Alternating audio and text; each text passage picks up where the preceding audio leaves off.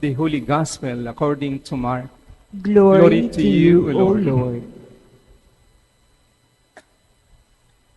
Jesus summoned the 12 and began to send them out two by two, giving them authority over unclean spirits.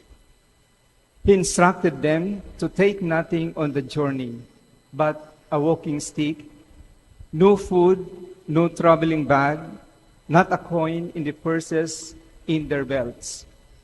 They were, however, to wear sandals.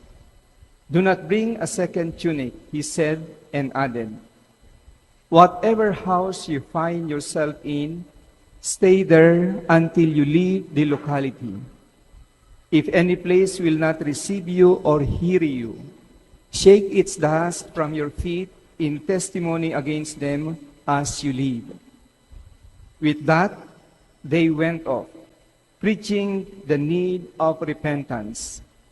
They expelled many demons, anointed the sick with oil, and worked many cures. Brothers and sisters, the gospel of our salvation. Praise to you, Lord Jesus Christ.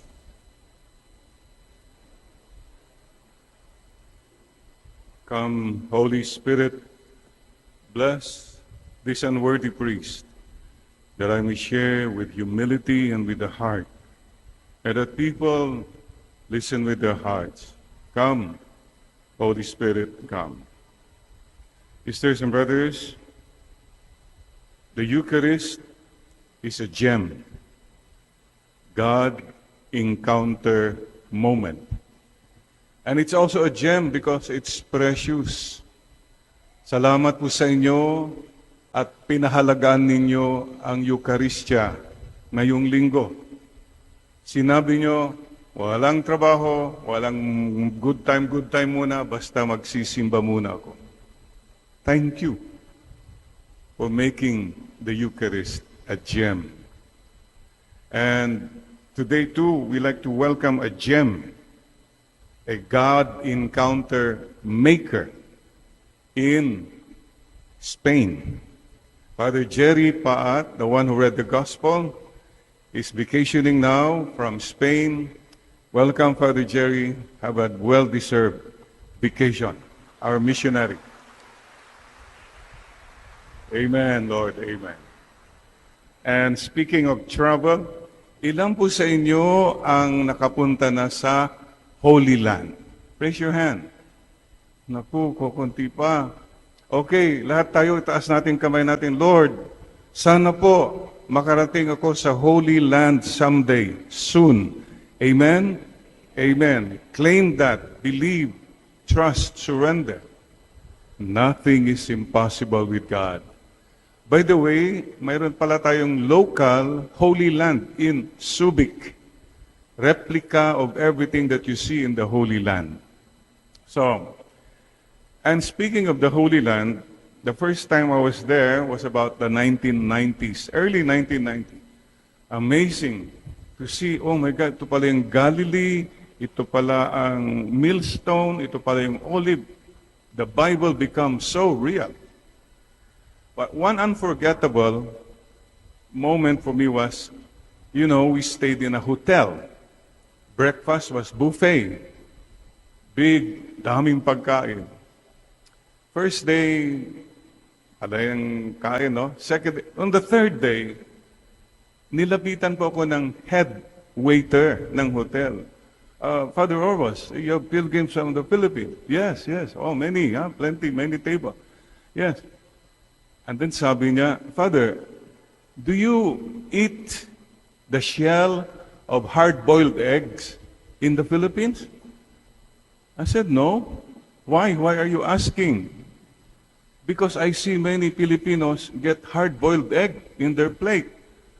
But after eating, no shell. No shell in the plate. Oh my God, sabi ko, you know why? Siyempre, maraming Pinoy, hindi naman kakainin, ilalagay na lang sa bag para merienda. Provisions. Naku, hiyang-hiya talaga po ako. Kasi nabihan ko, and maybe this is what the Lord would like to remind us all today. Many of us are so busy for our provisions. Pagkain, pera, lahat. Yan ang focus natin. And we forget our mission. To heal, to proclaim the good news. Now na, the ladies here, marami sa inyo may dalang bag, no? Pakibuksan mo nga yung bag mo. Anong dala-dala mo sa bag mo? Anong mga nandyan sa bag ninyo? Ipakita mo nga sa katabi mo kung ano mga dala ng mga bag. Naku ang dami-dami. Mga provisions yan. Husbands, may mga wallet ba kayo? Pakibukas nga yung wallet, pakita mo sa katabi mo. Kaninong picture yan? Yung anon. Mga credit cards. You see, this is what the Lord tells us today. Travel light. Ang dami kang dala-dala sa mundo, nakalimutan mo na ang mission mo. That speaks a lot about people so focused on the provisions of life for the journey, you forget your mission. What are you living for? Ang nangyari sa iba, ang life nila is all about getting money. That's the whole life. For provision daw, for provision. Diyos ko po, million na, billion na. Pero yung pa rin ang ginagawa mo, and you never quite come. These provisions should help you to do your mission. Sisters and brothers, baka dahil sa komisyon,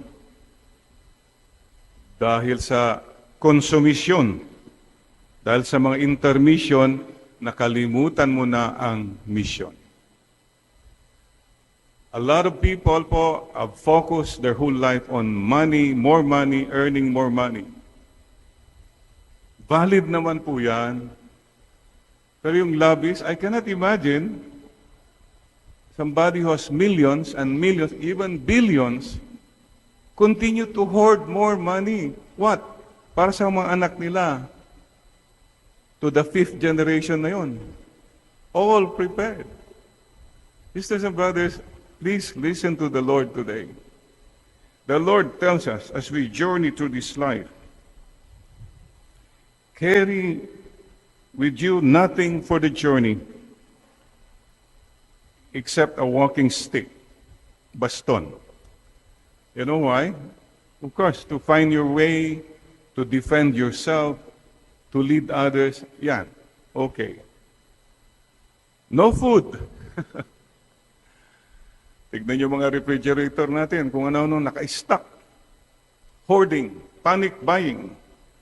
No sack, no money. Ooh. In the belt. But sabi naman niya, wear sandals. Hindi ka naman nakasandal, sapatos ka, Father Miko.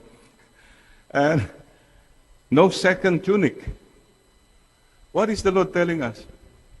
Minimal. Just enough for you to travel light for the journey. Assignment, pag uwi nga nyo sa bahay mamaya, you open your cabinets. Ang daming nakaipon dyan na stock na. Sapatos, damit, mga grocery. Look, sabi nila, kung isang bagay hindi mo nagamit within 1 year, it's not yours anymore. Dapat napamigay na yan. Yung damit, yan, isusuot ko yan. Pagpapayat na ako yan, isusuot ko yan. Sinabi mo na yan last year. Siguro, hindi ka napapayat, pamigay mo na, bumili ka na lang siguro ng iba. Hoarding mentality is so strong. Lord, teach us to learn to let go and let God. Easier said than done, ano po? But it has to be said anyway.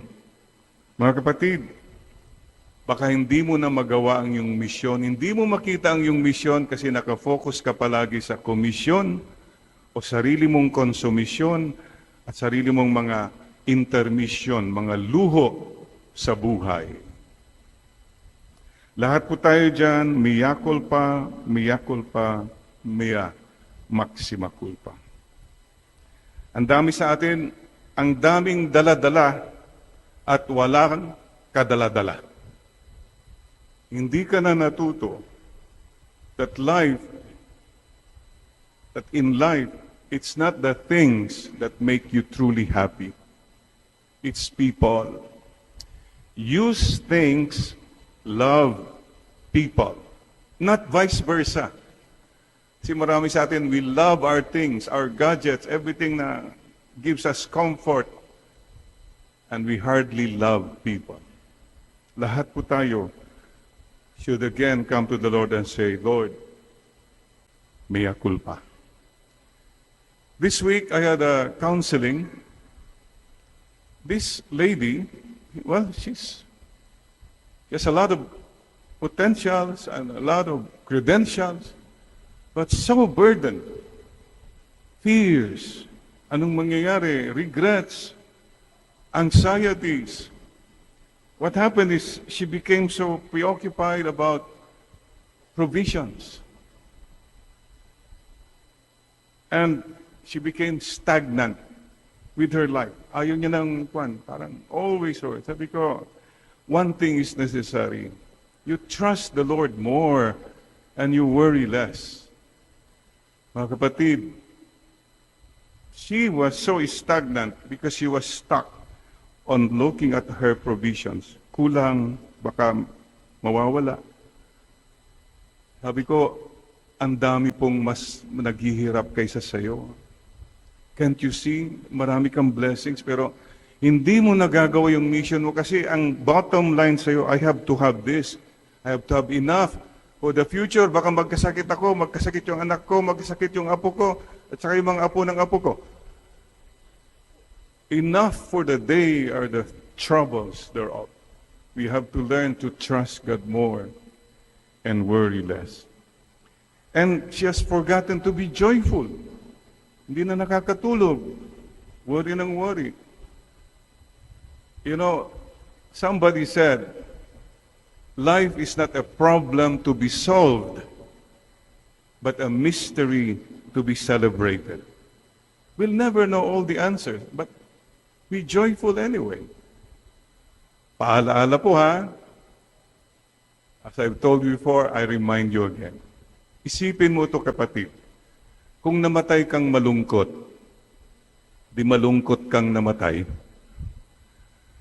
And you blame others? No. Choose to be happy. Focus on the Lord, not on the load. Ang marami sa ating ganitong mukha natin habang naglalakbay sa mundo. Hindi ka na tumitingin sa taas, hindi ka tumitingin sa paligid because it's all about you. Sisters and brothers, last week naman, I also had a counseling. A woman who had faith. She had no credentials. She is a teacher. But sabi niya, I have to earn money for my son. She had a mission. Ginawa niya lahat. Against all odds, she applied for Europe. And she was crying, Father, I made it. I'm going. I have to do this because I have a mission. Tignan nyo, she went behind her comfort zones because she had a strong sense of mission. Mga kapatid, siguro po, paalaala lang po sa atin. Sino po sa inyo ditong mayaman? Pakitaas pong kamay. Sige na, okay naman eh. Hindi namin sasabihin, mayaman sa kaibigan, Father. Yan. Okay. Pero yung mga mayayaman po, I have nothing against mga mayayaman. But, warning lang po warning lang. In heaven, there will be one final customs, bag check, and immigration. Mag-ingat po kayo kung may dala-dala kayong pera. May I define? Number one, dirty money. Perang nakuha sa krimen, panloloko, that will become a liability for your entry to eternity. Number two, perang unshared. Million. Wala kang binahagi sa iba. That will be put against you. You did not share your blessings. Number three, ito po, madugo ito. Bloody money. May mga napatay, may mga naghirap dahil kinuha mo yung pera nila. Wow. And showy, proud, arrogant money. Pinagyayabang mo yung pera mo at so, mga kapatid, sa mga mayayaman po, go ahead kung mayaman po kayo. But please, don't be filthy rich. Don't be greedy rich. Don't be bloody rich.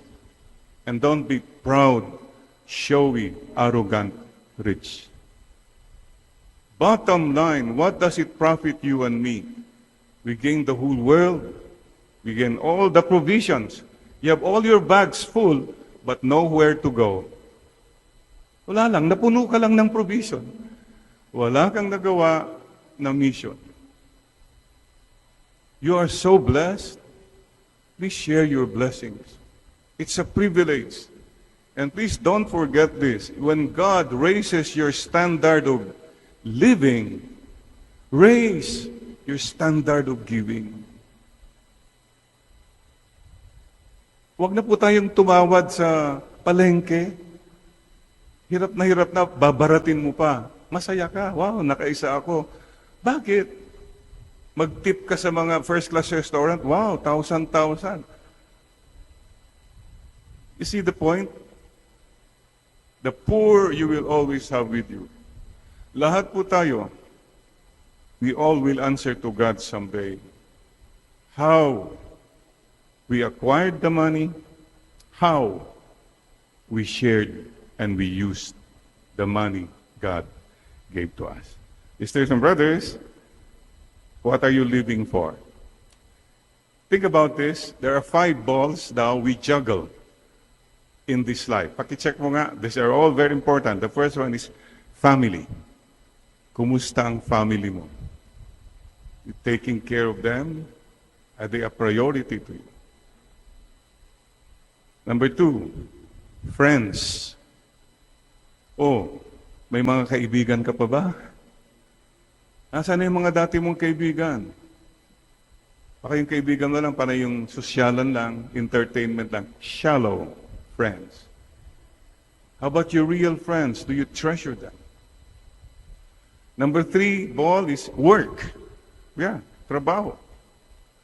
By the sweat of our brow, we work. Okay. I hope you're working. Marami sa inyo dito hard-working. Ang dami naman hardly working. On. Number 4, check this please. Kumusta ang health mo, kapatid? Please be healthy. And number 5, God. Is God in your life? Family, friends, work, health, and God. And remember this, of the 5, only work is made of rubber. Ano ba ibig sabihin po niyan? Kung bumagsak yung work, it can bounce back. Magba-bounce back yan, rubber yan. But family, friends, health, and God, you drop them, they're made of glass. They can be shattered forever. And many of us are so focused always on work. Sunday today, some people don't even go to Mass because they have to work now, etc., etc. Thank you for making the Eucharist a gem. Times when you encounter God. So mga kapatid, please remember this. Work is not the biggest thing in our lives. Provisions is not the biggest thing in our life. Maybe I'm talking like this because I'm not rich. Rich people have different viewpoint na eh. Father, money can take care of everything, can make everything convenient, easy, and can buy almost everything. Well, not all. Definitely, money cannot buy everything. Mga kapatid, remember this. It is not what we have, but who we have in life that really matter in the end. Who do you have in life? Do you have God in your life? Do you have people who love you, really love you as you are? Not for what you have? Are there people whom you truly love? The heart. Sisters and brothers, God will make a way. God will provide. But we must abide and do our mission. Please bow your heads. Today, we all have many faults. We all forget our mission.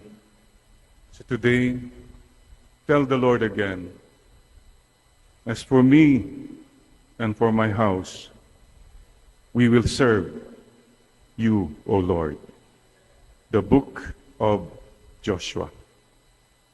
The rest of my life, the best of my life, Lord. Reporting, Lord, for whatever mission, help me not to be worried about provisions, preparations. Not so much on this, but to trust you more and to do everything with love.